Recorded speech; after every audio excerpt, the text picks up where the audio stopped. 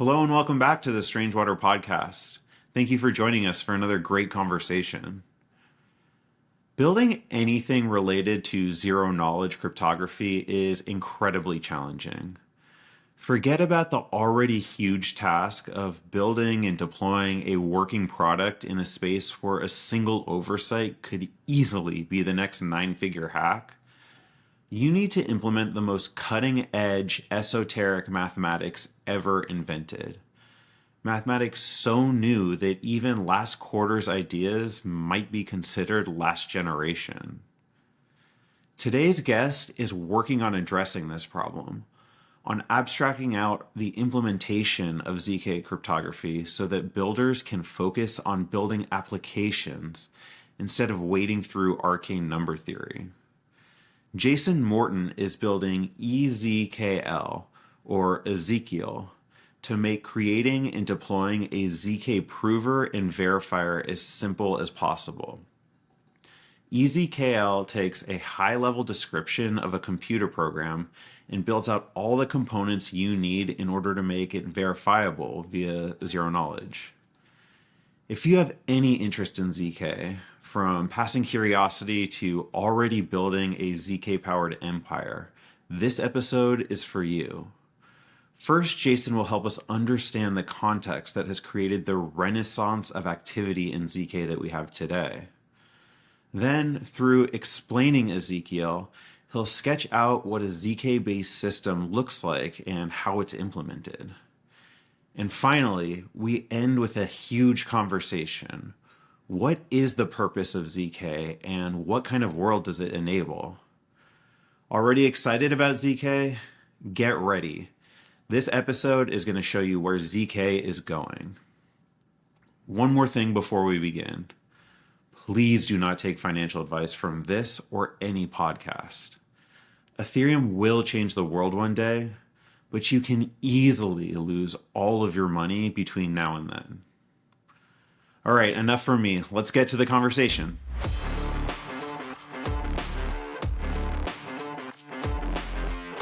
Jason, thank you so much for joining me on the Strange Water podcast.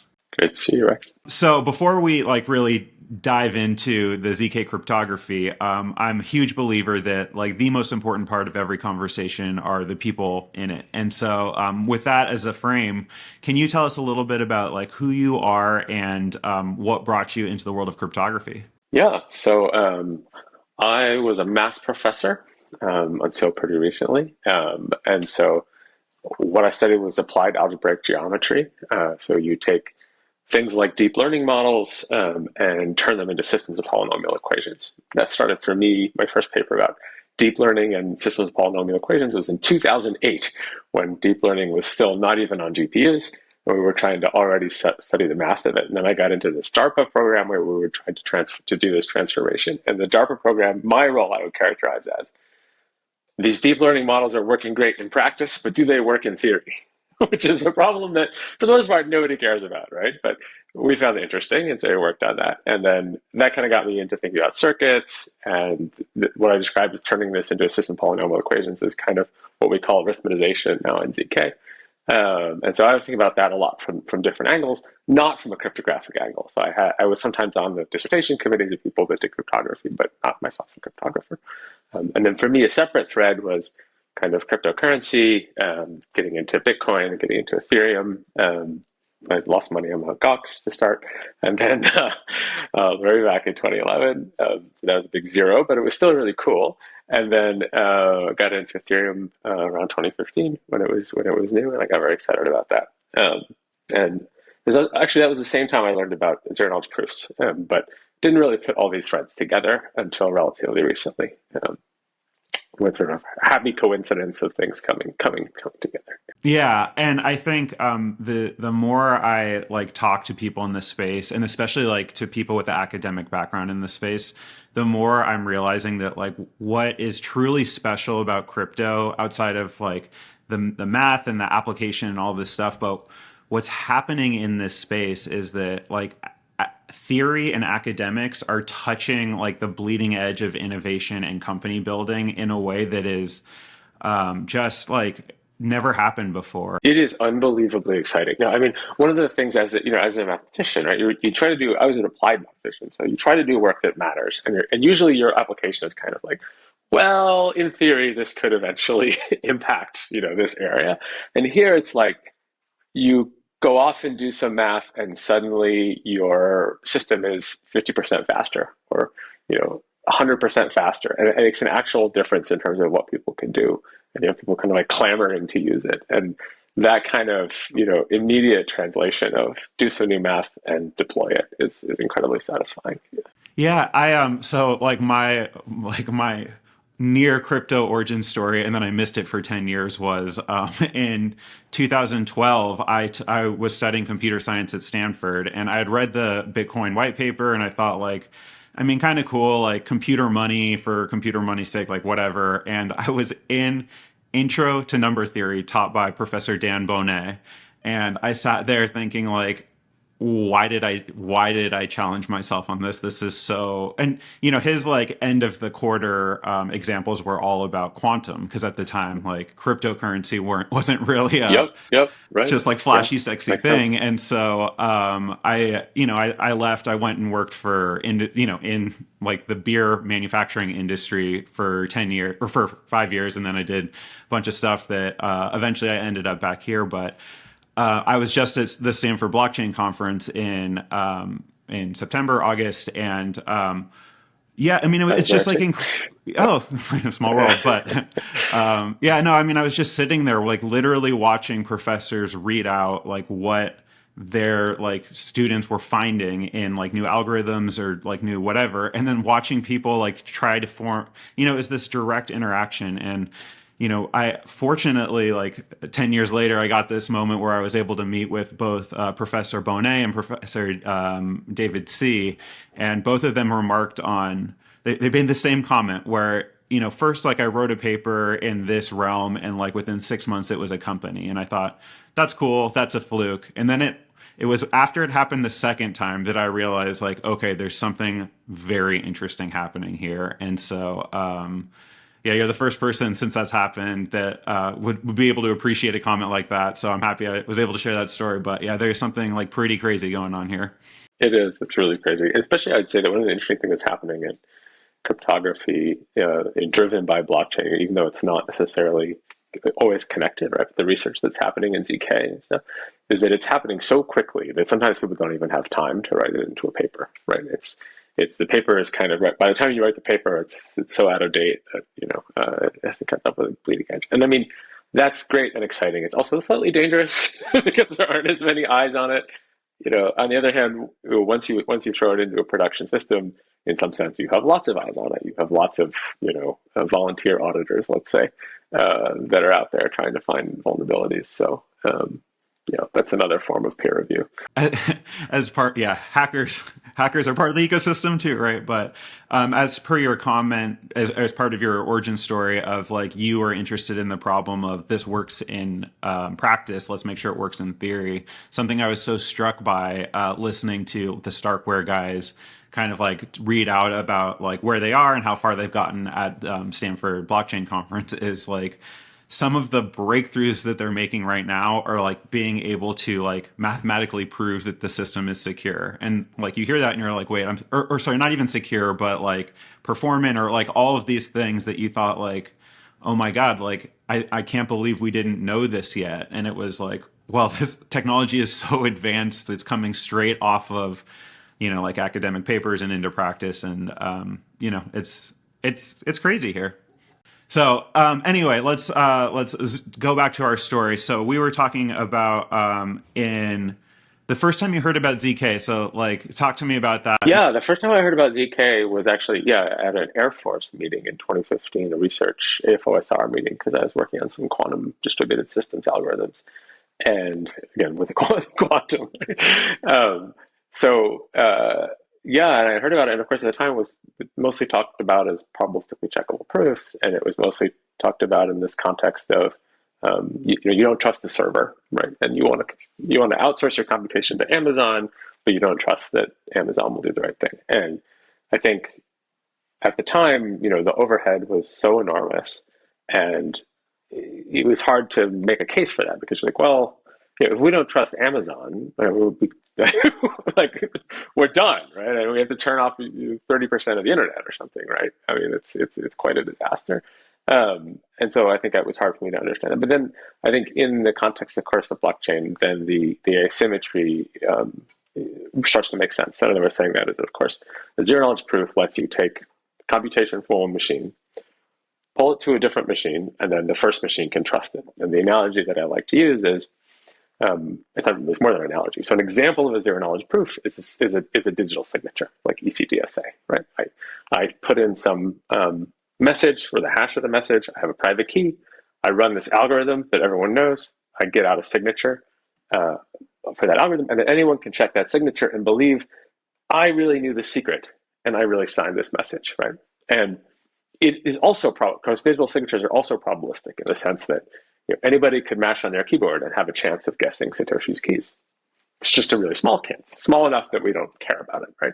And so I think when people really get that, okay, it's not just probabilistically checkable proof, it has the similar security properties to a digital signature, then it becomes much more interesting. And then of course the zero knowledge proof, you take that signature algorithm and you can replace it with any program, and that's really exciting. So I think in order to justify the overhead, though, you need a big differential between a weak computer that's outsourcing computation to a strong computer, and it has to be economically interesting to pay for that proof, both in terms of time and in terms of compute.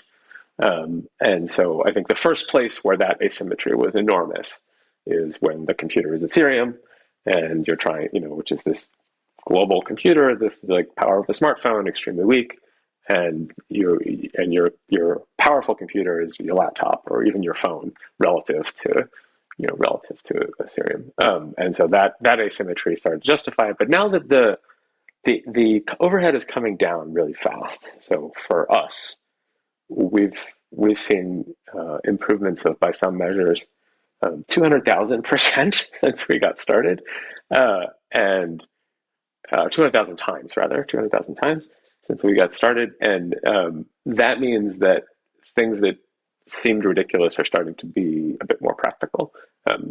Even sort of that original scenario of wanting to trust a server when you're a weak client starts to make sense. Man, you're just like completely blowing my mind right now. And like part of the amazing thing about this podcast is like the opportunity to interview people that are smarter and more experienced than you, and like to have these moments of like, oh, I know nothing. Because like as someone who entered this space from literally a Hayden Adams on a Bloomberg podcast to thinking that DeFi was the purpose, to like entering through crypto Twitter, to eventually figuring out that ZK is the future, and realize I thought my like ultimate unlock that I got up to like was that we thought ZK was about privacy, but really it's about like projecting computation.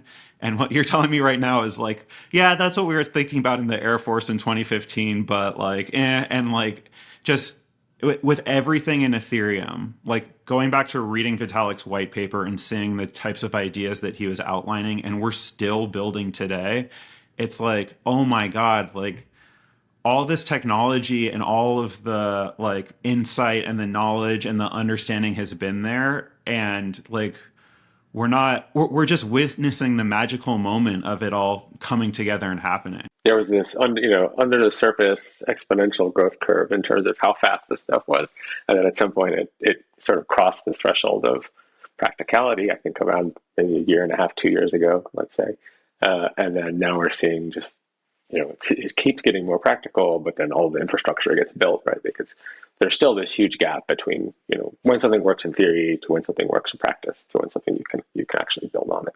And if you had to like put a marker in the sand for what happened 2-ish years ago, that like where we bridged that from that moment to like practicality? That's a good question. I don't have a great answer to that. I mean, to me, it's the accumulation of innovations over time rather than a particular single breakthrough. Yeah, it's a Moore's law like process, where you can't really nail down exactly what it is, but with some regularity, those breakthroughs keep happening. Yeah, for sure. And so, while we still are at the beginning of the podcast and talking about your background, can you talk to me a little bit about like what you were working on from 2015 until this time 2 years ago when like your like really specific like expertise would come into fruition, but like how were you engaging with the world computer until then? I guess there was research. My research line was still around circuits and models of computation, right? So something like quantum computation and other weird models. So one of the things that I was studying, for example, is this question, something called holographic algorithms, which was a work by Les Valiant at Harvard. And this was an idea that you could take a circuit and perform a kind of transformation on it and turn it into something that looks like it should take exponential time, something that takes a polynomial time, of course. And so that was a really interesting avenue, and it sort of led to a development of a bunch of tools for thinking about the way circuits transform. And so for me, what we're doing now is kind of a related and not directly related, but related in a way to that kind of thinking about how circuits transform over time. Yeah. And I guess like since we're starting to get into the meat of it, can we take an opportunity to like define for people that are not like living and breathing this, like what a circuit is? I know that's something that like automatically enters every podcast about ZK, and no one, no one knows what it is. Yeah, and it's an abusive notation too, right? Like we're not literally talking about things put together with copper wires. Um, Right. So, okay, so there's like different ways of describing it. I think so. What we're focused on with Ezekiel is a particular kind of circuit, and this is why I'm going to introduce this because I think this is the most well-known type of circuit in programming, which is machine learning models or AI models. Neural networks. So a neural network is a type of circuit. Anything you can express with like PyTorch or TensorFlow, right? So the way you're doing it is you're setting up a DAG, you're setting up a direct acyclic graph, you're setting up a series of operations, right?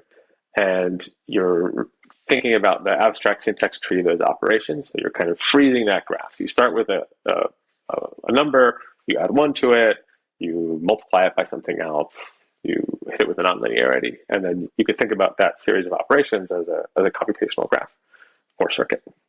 So in some sense, when we say circuit, we just mean something that doesn't have loops, an iterative computation. But it's kind of a certain framing of that where you focus on the aspect of each of the chunks being a tensor. And in machine learning, those tensors are represented by floating points, like tables of floating point numbers. And in a zero knowledge circuit, it's kind of the same thing, except that they're field elements, elements of a finite field that are progressively being transformed in each step. And so what we're doing is, in a machine learning setting, what you're doing is you're taking that frozen graph, that series of operations, and you're using backpropagation to train it. So you're saying, okay, the thing I got at the end was wrong. Let's adjust each of the layers slightly until the thing that I got at the end is less wrong, right? And then that's basically the idea. And so what we're doing here is we're not doing back propagation, but we're doing something else. Once we have the trained series of operations that says, okay, input image, we do a convolution, we do some ReLUs, we do a bunch of operations on it, and output we say, was this image a hot dog or not, right? So then what we're doing is we're transforming all those operations into operations that happen on field elements in a finite field, and then that proving that each step along the way was done correctly. So let me like try to summarize and like you tell me how wrong I am. But so the idea, and just to keep it specifically into like the ZK realm, the idea is that like we start with arbitrary computation, right? And like that can be anything from like simple addition to like anything that's like pretty complex, like written in code, all this like stuff. But the idea is like you start with computation, and then part of the magic of ZK and like all of this research that had to happen over the last 10 years is like figuring out how to first represent that computation in what we are calling a circuit, right? And the circuit is the like abstract mathematical representation of that computation. We like execute or run that circuit through our like ZK proving system. And what the ZK proving system gives us out is a like cryptographic proof that that circuit that was given to it produced the result that the circuit that resulted from that circuit. Yeah, given this input and this pre-committed circuit, I got this output. But you're also allowed to keep the input private. Yeah. Okay. So the point is that like the circuit is like the computation that you want to prove. Is that right? Yeah, yeah. And the kind of the trick and the magic and the challenge is often figuring out good ways to turn the computation you want to prove into an efficient circuit representation. For example, you made the point that the circuit has to be it can't have loops, right? So it has to be iterative, and you can take like human readable code that has a loop in it and turn it into iterative, but depending on how you like do that transform process, like maybe much more efficient, much less efficient. And so to your point, that's what you're saying matters is the transformation. Yeah, the transformation. And a lot of the research you see is in kind of coming up with clever arguments that make that transformation more efficient. Um, some of them are very cheap. So let me give an example of something that I think it can sometimes give an intuition for what's happening. So one of the things that we do is to use um, what's called a lookup table to express a nonlinearity. So your most basic neural network is just matrix multiplication. For matrix multiplication, then you do a element-wise operation. Like if the number is less than zero, you set it to zero. If the number is greater than zero, you keep that number. That's called ReLU. Or you hit it with a sigmoid function or some other transformation, element-wise. Okay. So the element-wise thing, we use these lookup tables. Lookup table is just you literally write down all the possible inputs that you want to do, all the possible outputs, and then you prove that your input-output pair is in that table. And there are various arguments for doing that. So one of the interesting things to keep in mind here is that you don't always, in a proof, need to kind of do everything you would do in order to compute the result. So the example in lookup table is this. I'm talking about an element-wise operation, right? So suppose I do a series of element-wise operations. Okay, I start with a thing, then I add 2 to all of the entries, then I take the square root, then I take the log, then I hit it with the 10 function, then I hit it with sigmoid function, ReLU function. I just hit it with a whole series of functions. Okay, if I'm actually computing that, generating a witness, as they say, I actually need to do all those operations to find out where it gets to at the end. But if I'm doing a proof in a lookup table, I can just have the first column of lookup table be the input, the second column be the result of all of those operations stuck together, and then I can prove my input output is in that column. So in that example, I can, no matter how many operations you add, it doesn't change the cost of producing the proof. Yeah, and nothing in life is free, right? So you always have trade-offs. And in this like construction, the trade-off is you're creating more and more lookup tables, which in No. So what I'm saying is, in this situation, you only create the one lookup table. It is free. Yeah. So if the cost of doing 1,000 operations one after another, the cost of proving it is the same as the cost of doing one operation, because you just write the input and the output, and you get to skip all of the stuff in the middle. got it. And that I guess is a good like transition back into our narrative. Like that is the point of ZK.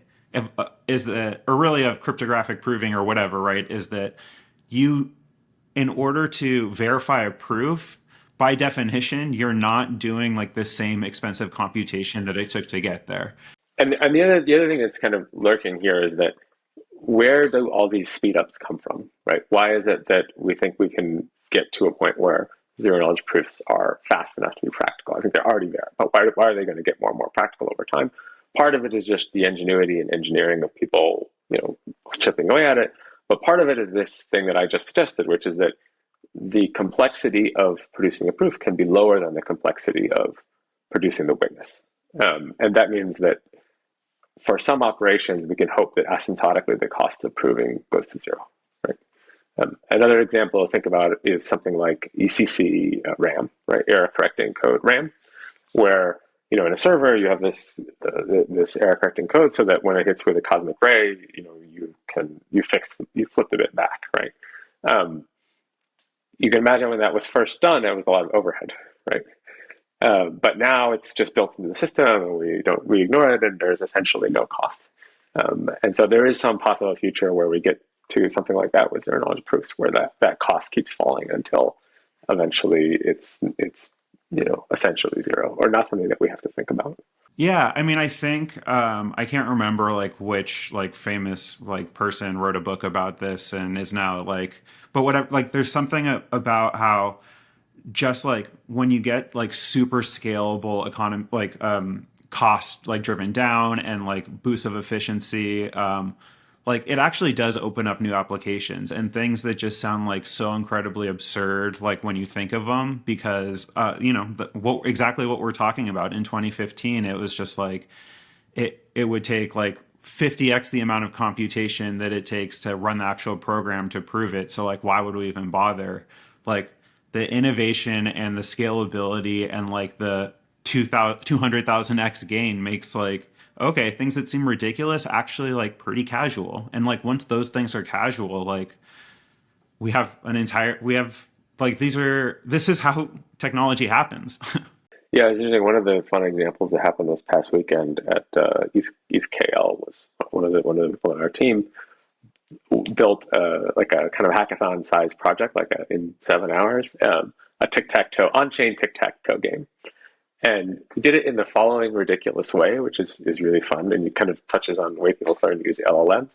Instead of coding the rules of the game, he just enumerated a lot of examples and then trained a model to decide if the game had been played according to the rules or not, and then deployed that model as a zero knowledge proof. And so that runs in less than a second. Um, yeah, less than half a second actually. The proof of that model that says yes, this game is legit, or this game is not there was a cheating move. Yeah, and I definitely am still like a little bit struggling on how like these like how this fits into gaming quite yet, but like to see these early examples like already like shows that like this is clearly a path we're going down. So it's super cool. But okay, so let's talk about like what you are building, and I've been calling it EKZL, but I heard you call it Ezekiel. So like Yeah, EZKL, like easy zero knowledge learning, or easy zero knowledge for liberty, or yeah, whatever.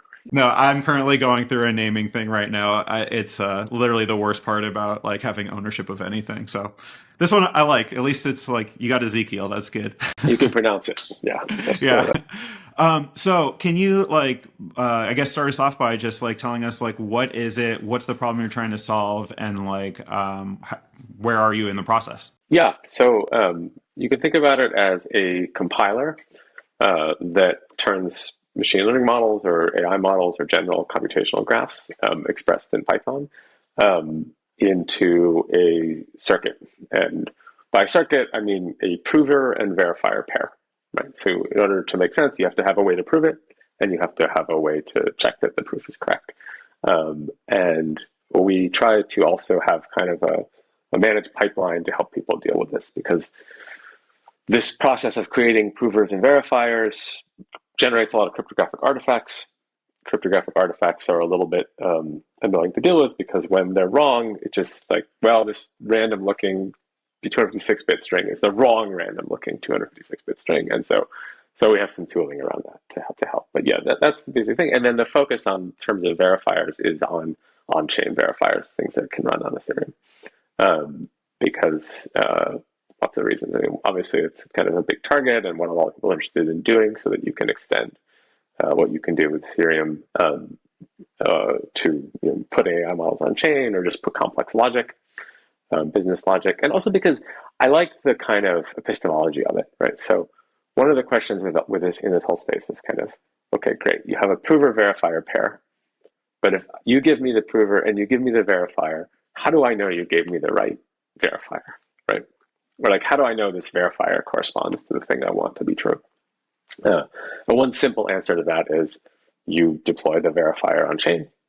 Everyone knows where it's a consensus fact, right? So you use a little bit of consensus to solve that kind of public key infrastructure type problem. And so we like the use of on-chain verifiers for that, although we don't need to use them. No, I mean, I think like as you said, like the reason this is starting to get interesting is because for the first time we have this like differential between computational power between computers that are or VMs that are relevant, right? And so like in the past, like yeah, we used to be able to launch like the Apollo 11 with a computer that's like less sophisticated than my TI-81, but like we didn't think like, oh, how do we get these systems to like combine to create something even more powerful? We were just like, let's throw out the old systems for the better systems. And so to not like target the on-chain verifiers is like to, yeah, I mean, miss like the opportunity that you identified. So that totally makes sense to me. But I guess let's break it down. Like it sounds like there's three distinct parts, right? This is the circuit generation piece, the prover, and the verifier. And so the verifier we kind of briefly talked about, but like just to be explicit about it, it's like the piece of code that exists probably on chain, but as Jason just said, like they can deploy it elsewhere, that takes in the cryptographic proof and whatever other data is needed with it, and then like is able to verify was the proof correct with those inputs. Is that correct? Okay. So the verifier is off chain. It's actually like a pretty intensive piece of The software. prover, you mean the prover? Sorry, Yeah. the prover, yeah. Verifier on chain. The prover is off chain. It's actually a pretty intense piece of software, like probably going to need like, you know, a lot of computation, and that's why it can't be on chain. Yeah, well, it varies actually. Right. And yes, it can't be on chain because that's far too much. But the amount of computation that it needs, again, this is where we get the most of the performance gains, and the ones that I quoted earlier are there. They're in how fast the prover runs. So the resources required are constantly falling. And that's where a lot of like the Moore's law stuff you're talking about Yep. is And coming then in. there's kind Yeah. of three classes. You can think of there's three targets. So I often ask people when they want to use this, what is your verification environment? Do you want to do on chain? Do you want to do WASM like in the browser? We can do that too. And what is your proving environment? Does it have to fit in a browser? Does it have to fit in a phone browser? That's like the most difficult environment, and laptop or server. And for the biggest models or the biggest computations, we go all the way up to, right, you have to have this giant server with a terabyte of RAM or something, right? But some things do fit in a WASM, and then you can prove it even on a phone. And then the other thing that happens is and this is true across the UK. We have one particular implementation, but there's lots of other implementations, which is the idea of a two-stage proof, right? So you have a first proof, which is easy to produce but hard to verify because it's large or because it has some other issues that make it hard to verify. You run that easy to produce, hard to verify proof on your device, your end device, and that hopefully has the blinding factors in it. So it preserves whatever you wanted to hide is now hidden.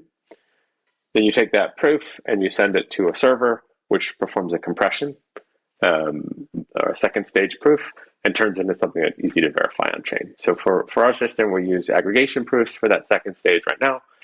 In other systems, like the Hermes, Polygon Hermes and stuff, you'll see, or not, sorry, the stuff that Jordy is doing now, I forget the name of it, but The ZK EVM stuff from yeah, Polygon. ZK EVM stuff. I mean, I just really like which project it's called, but Yeah. you do a first stage, which is Fry based, and then a second stage, which is Growth 16 based. Right, so that's another way to do that. You have a verifier written in a different proof system that can compress the first proof to something that's relatively easy to verify. Yeah. Yeah, for sure. And like that is, like the magic of computer science. Like you're a math professor, but I'm sure you remember all the basics that you guys taught us, which was like essentially that if like abstraction is always the answer. It's always the answer if like something's too big or needs to be like optimized or simplified or whatever, you abstract away like the parts into like specialized pieces, and then so each individual thing can be like hyper specialized, or in this case like be fitted to the computational resources that are available. And so Yeah, it makes sense that there would be like a lot of different options and more flexibility as, just the technology stack matures. So abstraction, one of the I love abstraction, of course. Right? Mathematics is all about like building towers of abstraction. And so like when we come to cryptography, we're like, oh my God, this is all just like very detailed, do this, do this, do this, and we want to build abstraction. So um, a lot of the work we do in code is to build these layers of abstraction to make it easier to express high level programs as in terms of a circuit. But I think in an even bigger picture as an industry right now, we're struggling to find the right abstractions. So we're struggling to find kind of what is the right uh, pattern to create a zero knowledge app, right? One way to think about this is it's like we are collectively discovering what a web framework should be. Like we don't know. We never heard of MVC or any other web framework pattern, and we have to figure out how to separate the parts of the system, verifiers and provers, and what goes on chain and what doesn't go on chain, and just discover the patterns that are easy to understand but are powerful enough. However, I think it's really important that we don't simply deliver a VM and they say, okay, here is a computer, please build whatever you like, right? Because that's not, it's like, okay, I can go to Lenovo and buy a computer. Like you have to be a software developer, like make some choices for me, like narrow down the possibilities that I can do. Give me a framework, give me something that's opinionated, so that you can quickly build with it. And yes, there'll be some limitations, but figuring out what are the right opinions and what are the right design patterns, I think is going to be critical to getting this stuff. So let's continue finishing the stack, and then I want to get back to like what your position is, like at least today, on what the right configuration of all these things are. But so just to wrap up, the prover is like might be compound, might have like multiple stages, might like exists on supercomputers. As Moore's law gets better, or Moore's law like effects get better, then it might be happening just in your browser. And what that's doing is taking like the circuit, which is the skeleton of the computation, like what is going to happen to your inputs, and then it's taking the input, running those together, and giving you the cryptographic proof that this input, this circuit gave you this output, and this is how you can verify it. Right? Correct? Okay. And then the final piece of what you're building is this, like, I think you kind of referred to it as a compiler, but it's essentially a piece of code that says, okay, given your Python code or your neural network, or you mentioned one other thing that I'm forgetting, but given your code, this, like, give it to our compiler and we will transform it into a circuit that can be like understood by a prover. Is that right? And like, so is that like a pretty intensive piece of software that needs to live in a like server farm, or like how does that kind of work Yeah, out? I mean, so not yes and no. So for let's say for the cutting edge computation, for the bleeding edge computations, it's always going to be a big server. But for many practical computations, it doesn't need to be that. So one of the things that we did early on was to build it such that we built Python bindings and made it so that you can use a Google Colab notebook or another Jupyter notebook. You can, define your model, train your model, import EZKL, and then use that to transform it into a circuit all inside of a Google Colab notebook. So that's enough resources usually to do the setup and to do a proof, as long as it's not an enormous model. Um, and of course, enormous is changes all the time, but it's not actually that enormous. But it's okay. Right now we're kind of we can do around 1 billion flops, let's say, in a proof. A bit more than that, but that's not that many flops actually. Yeah, by today's standards, but it's enough to do interesting things. Yeah, so the resources are not that. It's not that bad actually. Cool. All right. So going back to what you were originally saying, that you think it's important to have like an opinion or a like some sort of structure to how this is built. So it sounds like Ezekiel, like at the base layer, is developing all these different tools that anyone can kind of like configure and mix and match. But how does, like, I guess Ezekiel is the organization or like the collection of people work, and then how do you like build these structures that can inform like devs? Yeah. So great. So right. So I can think of it as like an onion of software. There's a little bit of core cryptography work, which is obviously a huge amount of work, right? So like that's the core. If that doesn't work, nothing works, right? So there's this core compiler that's doing all the cryptography, or even below that, there's a cryptographic system. It uses a bunch of open source libraries. Then there's the open source compiler that transforms your input program into thing. And then there's kind of an increasing amount of tooling around that. I mentioned the Python bindings. We also have JavaScript bindings to make it easy to serialize. So they're only like one of the hardest problems in cryptography always is serialization, right? Everything disagrees about. You constantly have to think about, oh, is this big endian or little endian, and like how is this bytes, right? So there's a lot of headaches around that. So we're building tooling, layers of the onion to try to make that easier to use.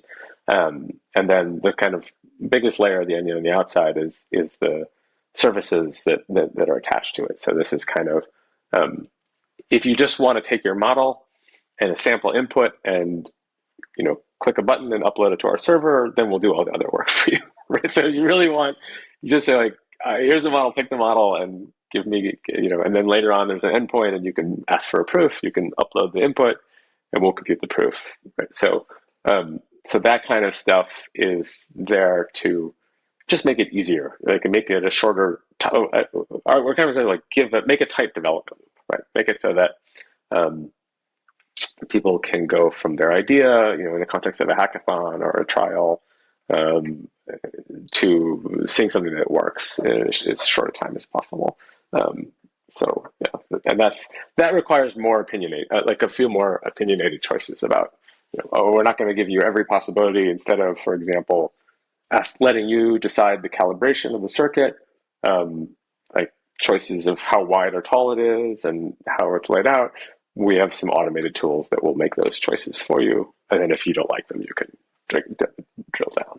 I mean, like experience wise, this reminds me of I just like tried to teach myself like Node.js and Next.js and like Vercel to get a little website up for this podcast. And yeah, I mean, like it's set up like in this amazing way where like I push to GitHub and then Vercel automatically like sees my code and compiles it and then puts it on a like web server, and then it knows like somehow how to like repoint my URL to this new, and it's just like as someone who is not trying to build a like enterprise or a corporation and like knows that if things ever really like took off, like I might like crave a lot more like customizability, like I might need to make those choices in the future. But like this gave me the opportunity to like focus on writing like, I don't know, hundreds of lines of code and getting like a full website working.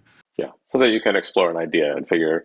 Yeah, because I think we're all excited about the possibilities of ZK, and I think that we can talk a little bit about the big picture of why I think it's important. But what I'm certain of is that I won't be able to find all of those things. Right. The most important thing is to make sure that it's easy to search that space. Right. So a lot of people can do it. It's a short development loop to do it, and you can also use AI models. So if you don't, to help you search that space, or to help you deploy ideas quickly, that will help us figure out kind of what it's for. Well, unless you have anything else to say about like the product or just anything you want to talk about Ezekiel, like I would love to like spend the remaining time of this conversation talking about the big picture, and I like to talk about the Ethereum endgame, and I guess like we'll see if you and I agree that that's like really the proper frame for anything like cryptography / like distributed compute related. But anyway, first of all, is there anything you want to close off on, or should we talk about the future? Yeah, let's talk about the future. Okay, cool. So, what do you think is the like end game or the point, or like why are we doing this? Okay, so a couple of waypoints, right? So one of the things Vitalik talks about is that he thinks that ZK will be as important or more important than blockchain as a technology. And let's operationalize that for a second. So one way that I like to think about that is this kind of two-axis thing of how much computation goes in one proof. And I was talking earlier about flops, right? So last year we went from on the order of 10,000 flops per proof to on the order of a billion flops per proof. And I hope that, that should continue, right? So you're squeezing more and more into a single proof that then gets hopefully, verified on chain. Another way to think about it is how many proofs are happening per blockchain transaction. So one of the other examples that we've been integrating with is something called ZooPass, or PCD Pass, which is a product of Xerox PARC that was built for Zuzulu. It's kind of like a ticketing system that you could use to get around. And one of the cool things about that is that you produce many proofs in order to enter a venue or to kind of collect a thing that's sort of like a POAP. It's kind of a, someone will come around with a card and you scan the card and then it shows that you were in that room at that moment. It's very intimate. It's really cool. And there's no kind of public knowledge of that. It's just only your wallet knows that it has that because it's proof that you got it. And so in that context, you can start to see about tens or hundreds of proofs that are computed per blockchain transaction, right? So maybe you used a blockchain transaction to buy a ticket, and then you prove that you were a member of the group many, many times. Took a poll or participated in an event or whatever. And for me, one of the transformative things was going to a music performance and using that pass to enter the performance. And it was easy enough for the bouncer to scan and check the proof, right? So I think you have these two axes, and you can kind of imagine a world where there's billions of proofs being produced and billions of operations per proof per blockchain transaction. And so we're really using this blockchain as kind of a clearing layer. It's kind of like the L2 model, but I think even more scalable than that, right? Because it's doing something different. It's to me kind of providing some of the promise of blockchain where we ran into just scalability and privacy problems, and there were certain things we just couldn't implement. Now we can build those things and then just use consensus when we actually need it.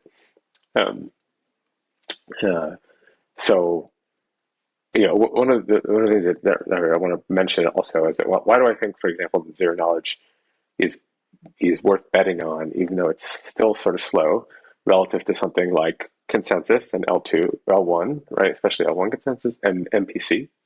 And one of the reasons is because anything that involves MPC or consensus, that involves nodes talking to each other, is always going to be fundamentally bounded by the speed of light. Right? If you want to make consensus all over the world, you have to wait, hundreds of milliseconds at least for that message to move around. And if it's a chatty protocol, it might take seconds, right? So whereas the proof is being produced on a single device. So there's kind of not as much of a limit, no real limit to how fast that can go. It doesn't require, there's no hard limit, right? There is fundamental laws of physics, but we can expect a lot of improvement, and to put it that way, that it's not limited by speed of light. And so kind of, I imagine kind of a lot of proofs being composed with each other and sort of floating out there and occasionally attaching or touching back to the blockchain. It's like a sprinkle of consensus locks all these things into a structure. I have so much to say based on that, but to people not in this world, well, first to people in this world who don't really understand the purpose of Ethereum. Like what I always like to say is the idea that the internet as we know it was essentially created in 95 or 96 when Mark Andreessen gave us the internet, and then then it got better and better and better, and what stopped when Zuckerberg invented Facebook, and since then we've gotten better UX, better resolution videos, but we're done. No. Of course this is a new technology and it's still growing, and what I see Ethereum, not cryptocurrency, which I think is mostly garbage, but Ethereum specifically is this hard, durable backbone of the internet that provides us something to anchor to. And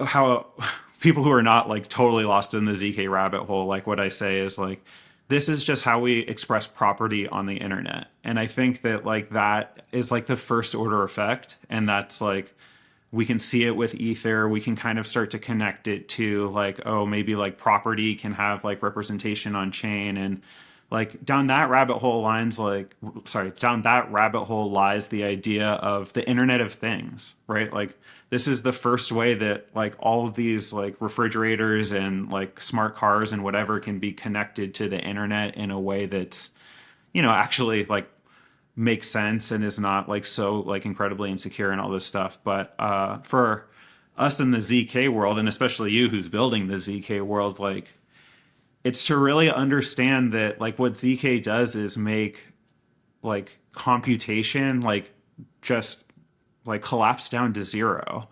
And like the ramifications for that are to me like the couple things that like as we said 2 years ago everything changed. It was for me, there was a specific podcast I remember. The guys from Starkware came on Bankless, and they made a throwaway comment in November 2021. They're like, "Oh yeah, somebody today is folding proteins on Starkware." Just like, yeah, it's like stupid. There's no reason to do it, but like just to show that we can. That was 2 years ago. And like the other part of it is like we realized the first like practical application for cryptography that wasn't like identity, like in hiding identity or hiding information, and that was bundling blockchain transactions.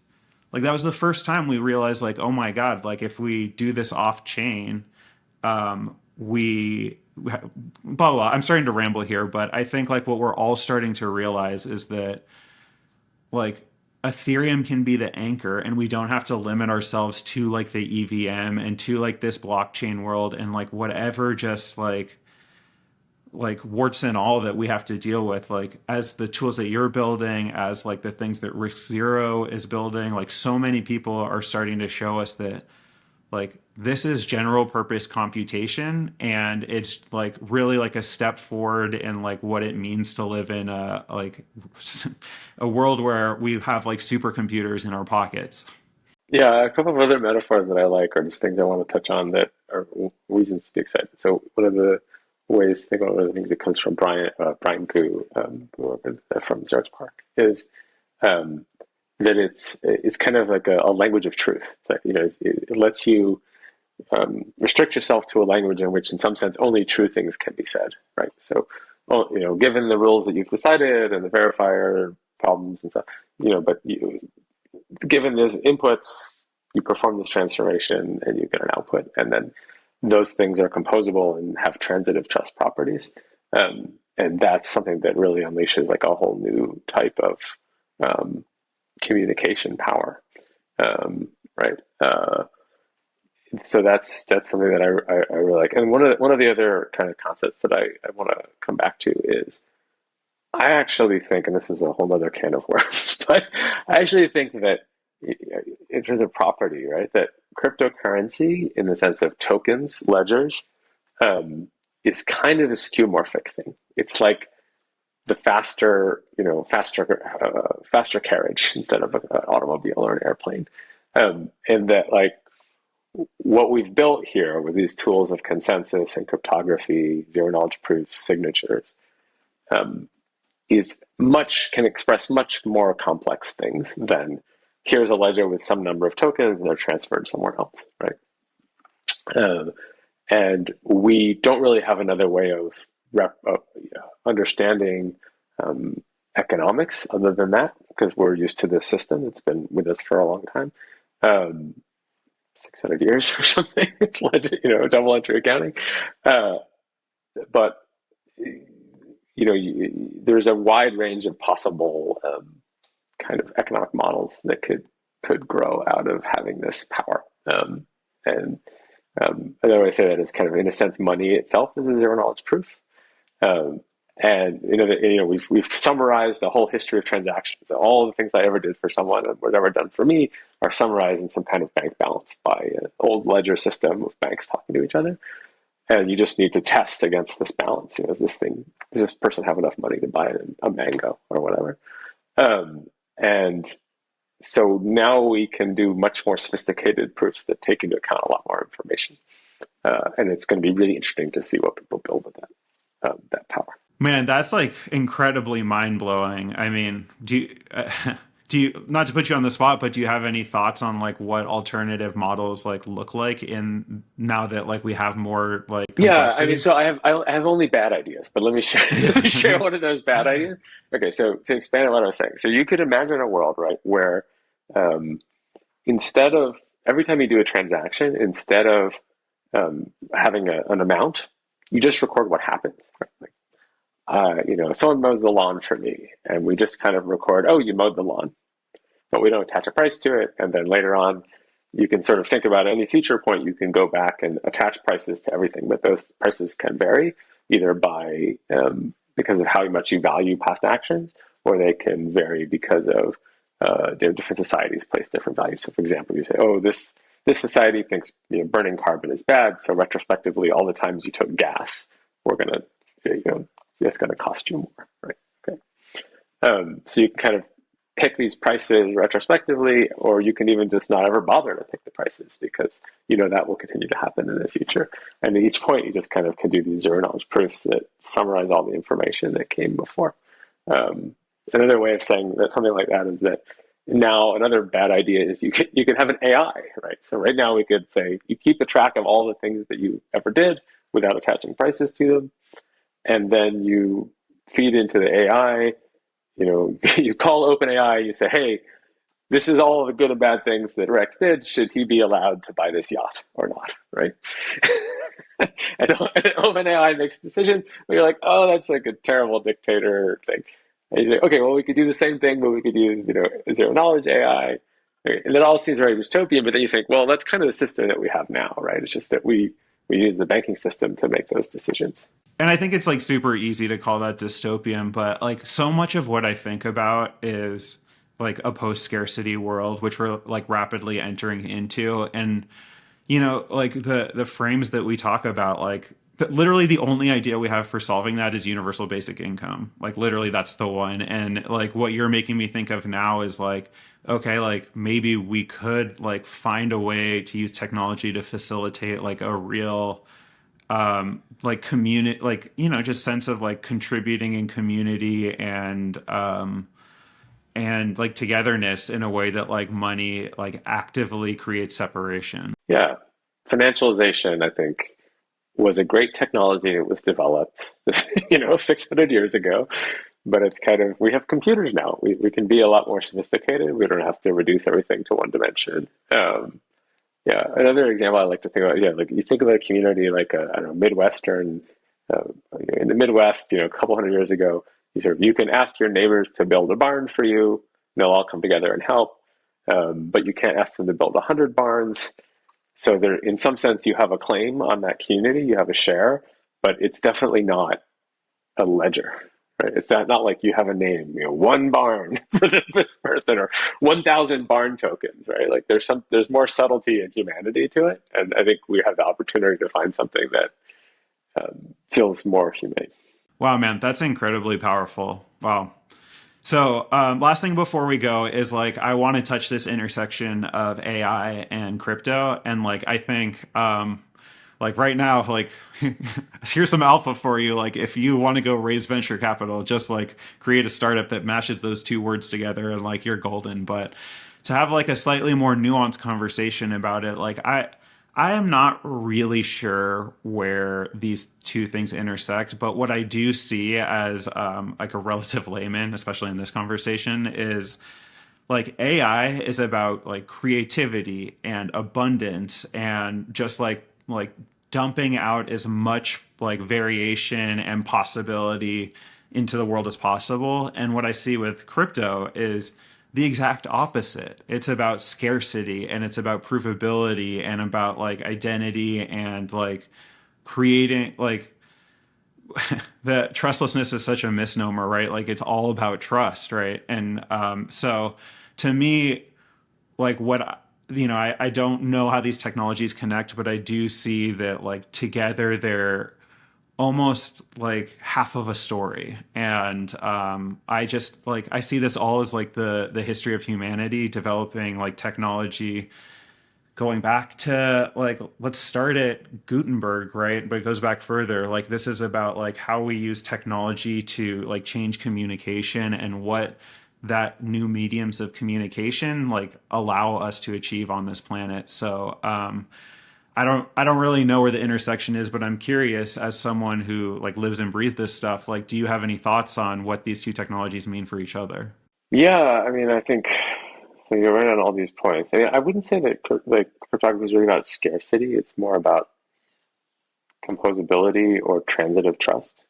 And I think scarcity is one thing you can model with transitive trust, but not the only thing you can model. Um, and so there's a few places I see it intersecting. Of course, we make something that turns AI, lets you put AI models on chain. So if there's a reason that you want to do that, you want to create a smart contract that acts more like a human judge that decides whether a task was performed or who should win in a dispute or whatever. That you can do that, and so there's a lot that happens there in terms of being able to create kind of objective but automated and non-human judges or deploying them. So that's pretty interesting. I think one of the things that of course comes up is also provenance, right? So content provenance, which is a huge problem. As AI makes, you can create any image you like, or any video you like. So how do you know that something was real in some sense?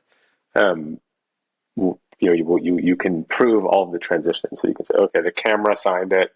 So you mentioned Dan, you worked with Sony on the camera. That there's a camera signs it, or your app signs it, and then all the transformations that happen to that image, crops and noise models and stuff, are all proved along the way.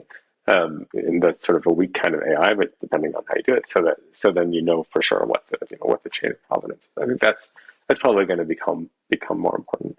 The other thing that is kind of another one of these little bit mind blow ideas is when you think of an AI agent, right? So suppose I wanted to, at an extreme, make an agent for myself. So after I die, I train an LLM to make decisions for me, and I give it power of attorney. Right? How do I know that agent? How does someone else authenticate that agent? Right?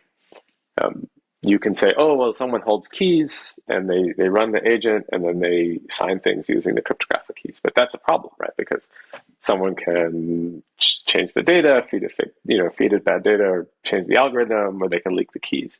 One of the really cool things you can do with an AI model that can prove itself, or for which execution can be proved, it kind of is its own key. It authenticates itself.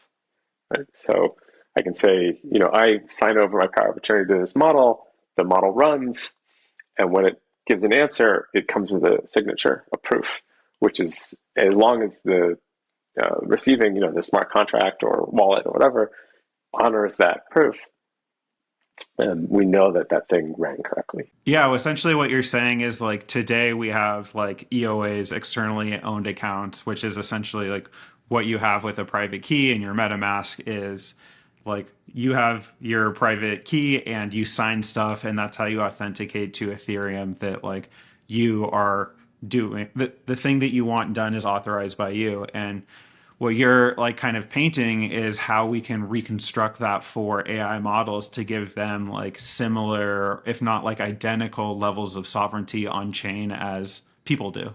They can be their own wallet. The model itself is the wallet. All right. Well, man, I think we're getting too dangerous here. Just to be clear, all hail Skynet, and things are about to get crazy. But no, man, Jason, I really appreciate this conversation. You've like both like blown my mind in terms of like where we're going, but also just shown me like just like the very concrete steps we're gonna take to get there through what you're building with EZKL. So just really appreciate the time and the sharing of thoughts. And Thank you so much. Thank you for inviting me.